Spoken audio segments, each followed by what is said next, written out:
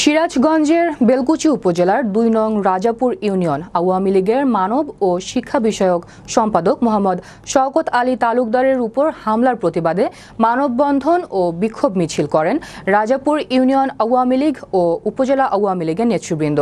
রবিবার বিকেলে রাজাপুর ইউনিয়ন আওয়ামী লীগের দলীয় কার্যালয়ের সামনে আওয়ামী লীগের সহসভাপতি সাইফুল ইসলামের সভাপতিত্বে রাজাপুর ইউনিয়ন আওয়ামী লীগের সাধারণ সম্পাদক বদর তালুকদারের সঞ্চালনায় বক্তব্য রাখেন বেলকুচি উপজেলা পরিষদের নবনির্বাচিত চেয়ারম্যান ইঞ্জিনিয়ার আমিনুল ইসলাম, বেলকুচি উপজেলা পরিষদের সাবেক চেয়ারম্যান মোহাম্মদ আলী আকন্দ, রাজাপুর ইউপি চেয়ারম্যান সোনিয়া সবুর আকন্দ, সাবেক রাজাপুর ইউপি চেয়ারম্যান আতাউর রহমান, পৌর ছাত্রলীগের সভাপতি আক্তার হামিদ সহ উপজেলা ও ইউনিয়ন আওয়ামী লীগের বিভিন্ন পর্যায়ের নেতৃবৃন্দ।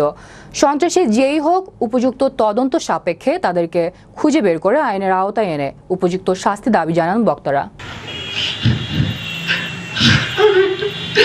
সাধারণ জীবনযাপন করি আমি, সাধারণভাবে সাধারণভাবে সবার সাথে আমি একটা আওয়ামী লীগের সাধারণ একটা কর্মী।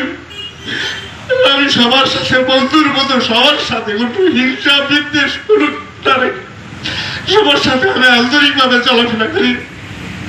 আমি জানি না যে আমার কে শত্রু, আমি কার এত বড় অন্যায় করেছি যে আমার জীবন নাশ করবে।